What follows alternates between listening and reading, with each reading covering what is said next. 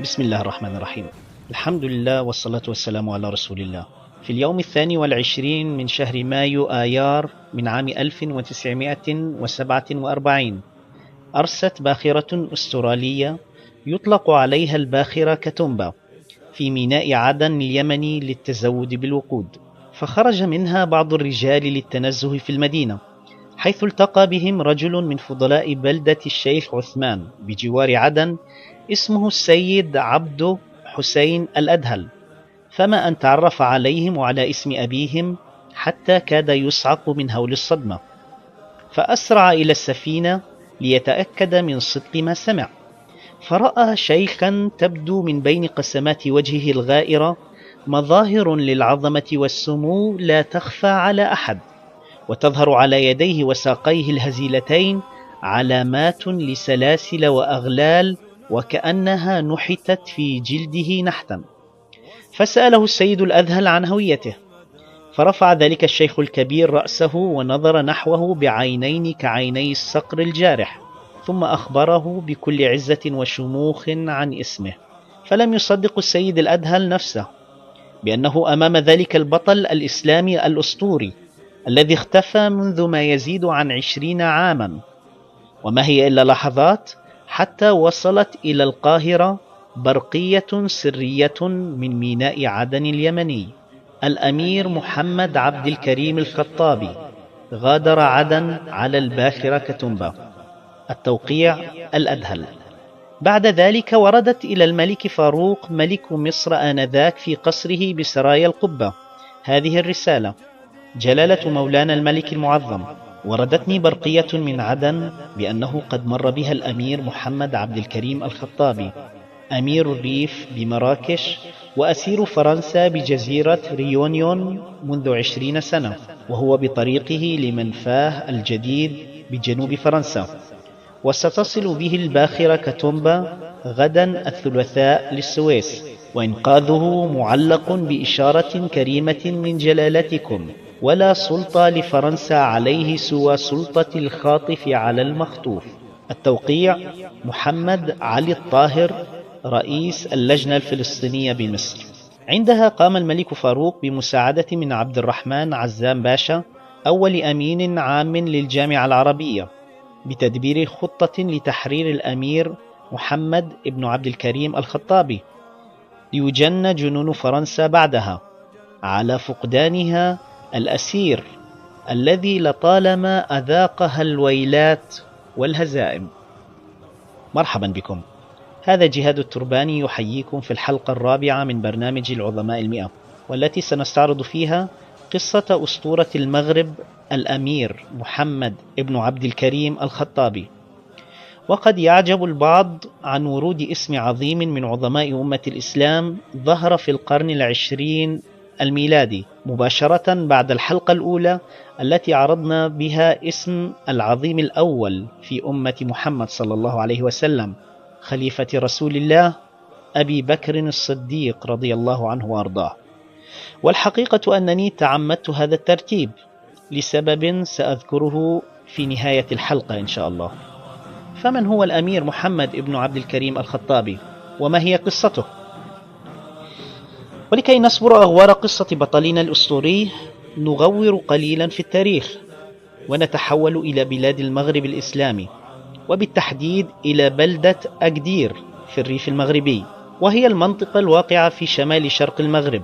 ففي سنة 1301 هجري الموافق 1883 ميلادي رزق شيخ قبيلة من قبائل الأمازيغ يدعى الشيخ عبد الكريم الخطابي مولودا أسماه تبركا على اسم رسول الله صلى الله عليه وسلم محمدا.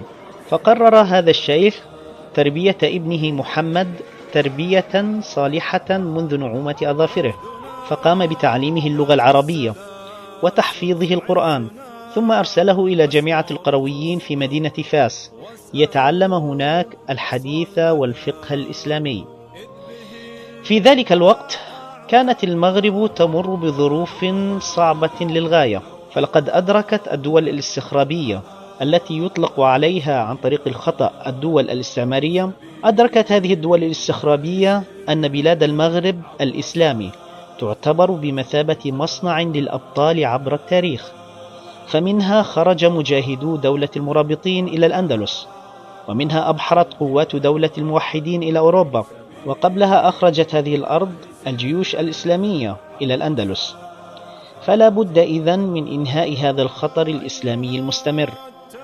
فعقدت تلك الدول مؤتمر الجزيرة الخضراء عام 1906 بمشاركة 12 دولة، ولأول مرة في التاريخ يظهر ضمن الاتفاقيات الدولية اسم الولايات المتحدة الأمريكية، لتكسر بذلك أمريكا مبدأ قطعته على نفسها بعدم التدخل الأمريكي في السياسات الدولية. هذا المبدأ أسمته بمبدأ مونرو. كل هذه الدول اجتمعت من أجل المغرب، اجتمعت من أجل إنهاء هذا الكابوس الإسلامي المستمر إلى الأبد. فكان القرار النهائي لهذا المؤتمر تقسيم بلاد المغرب الإسلامي.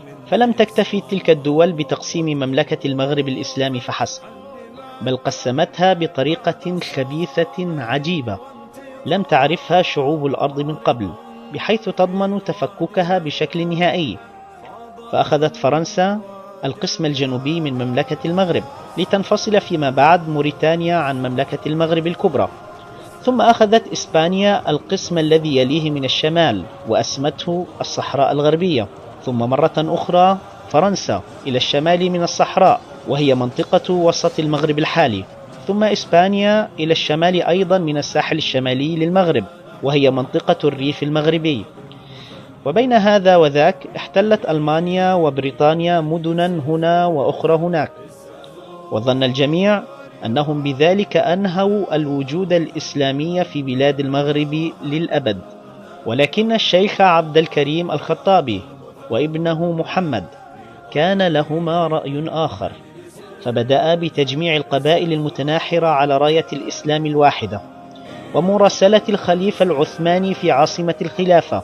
عندها قتل الأسبان الشيخ المجاهد عبد الكريم الخطابي رحمه الله، فكون ابنه الأمير محمد ابن عبد الكريم الخطابي من رجال قبائل الريف المغربي جيشا من 3000 مقاتل فقط ليقاوم به الغزاة، قبل أن يبتكر الأمير الخطابي فنا جديدا من فنون القتال العسكري كان هو أول من استخدمه في التاريخ.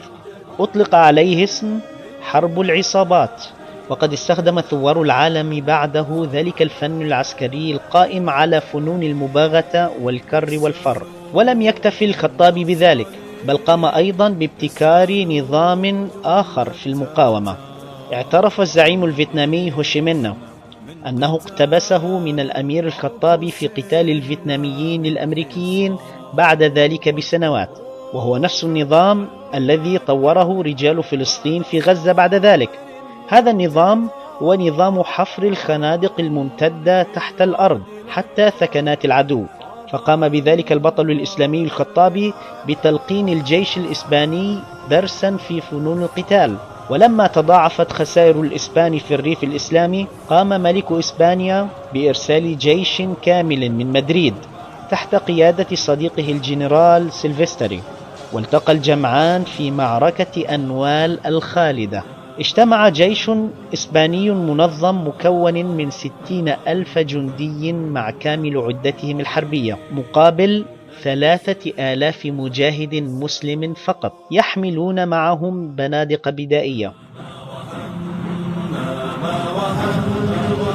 نحن أحمد المثنى في طريق المجد سرت، اسألوا التاريخ عنا ما وهن. فانتصر 3,000 مجاهد مغربي تحت قيادة الأسطورة الخطابية على جيش كامل من 60,000 مقاتل إسباني، فقتل المغاربة المسلمون 18,000 من جيش الغزاة الأسباني، وأسروا عشرات الآلاف من الغزاة، الأمر الذي جعل الأسبان يسمون هذه المعركة بكارثة أنوال، ديساستري دي أنوال، وبعد ذلك أسس الأمير الخطابي لأول مرة منذ الاحتلال إمارة الريف الإسلامية في شمال المغرب الإسلامي. وخلال 5 أعوام من إمارته قام الخطابي بتعليم الناس الدين الإسلامي الصحيح، ثم قام بإرسال البعثات العلمية لدول العالم وتوحيد صفوف القبائل المتناحرة تحت راية الإسلام.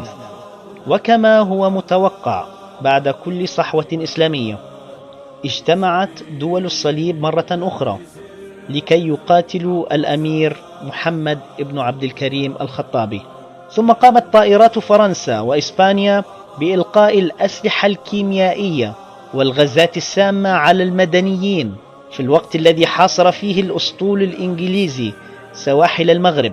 فقاتل الخطابي أمام الأرض مجتمعة، فلجأوا إلى أسلوب قديم حديث ستجدونه يتكرر كثيرا في طيات هذا البرنامج. لقد لجأوا إلى طلب التفاوض مع الأمير وإعطائه الضمانات الموثقة على سلامة كل المسلمين وإتاحة سبل العيش الكريم لهم بكل حرية واستقلال. وكعادتهم نكص الصليبيون بعهودهم، فقاموا بخطف الأمير الأسطورة المجاهد، وقاموا بنفيه في جزيرة في مجاهل المحيط الهندي، ليس لسنة أو 2 بل ل21 سنة قضاها هذا البطل في أسر دعاة حقوق الإنسان، في أسر من خرجوا للعالم بشعار الحضارة والثورة الفرنسية. كل ذلك لأنه رفض أن يعيش ذليلا تحت راية الغزاة. ولكن الله أبى أن يقر عيون أولئك المجرمين بالأمير محمد ليتم تحريره في قناة السويس المصرية في القصة التي ذكرناها في بداية الحلقة، ليعيش الأمير محمد ابن عبد الكريم الخطابي ما بقي من حياته في القاهرة، لتصبح القاهرة محطا لثوار العالم، حيث زاره الثائر الشيوعي الشهير تشي غيفارا لكي يتعلم منه دروسا في الكفاح والنضال. وبغض النظر عن مدى عظمة هذا البطل المغوار، فإن ذكره في مقدمة الكتاب يأتي ردا على أولئك المساكين الذين إذا طلبت منهم الاقتداء ببطولات الصحابة وتضحياتهم تحججوا بحجة واهية، ألا وهي أننا لسنا في زمن الأنبياء والصحابة. فكان ذكر رجل ظهر في القرن 20 الميلادي لهو خير جواب على أولئك الذين لم يقرأوا شيئا عن تاريخ أمتهم المشرق. ثم إن الرسول صلى الله عليه وسلم أخبر أصحابه أنه سيأتي من بعدهم مؤمنون عمل الواحد فيهم كعمل 50 صحابيا. وفي 6 من شهر فبراير من عام 1963 ودعت الأمة الإسلامية البطل الذي قاوم جيوش الأرض بأسرها، أسطورة المغرب الإسلامي، الأمير محمد بن عبد الكريم الخطابي رحمه الله رحمة واسعة. سأتشرف بمتابعتكم على قناتنا في اليوتيوب لكي تصلكم حلقات البرنامج أولا بأول، وسأتشرف أكثر بقراءة مقترحاتكم واستفساراتكم على صفحاتنا في اليوتيوب وفيسبوك وتويتر. تابعوا معي الحلقة القادمة لكي نفهم كيف بدأت قصة الاستخراب الفرنسي في دول المغرب الإسلامي، مع قصة عظيم جديد من العظماء 100 ظهر في بلاد الجزائر فغير من مجرى التاريخ. كونوا في الموعد. السلام عليكم ورحمة الله وبركاته.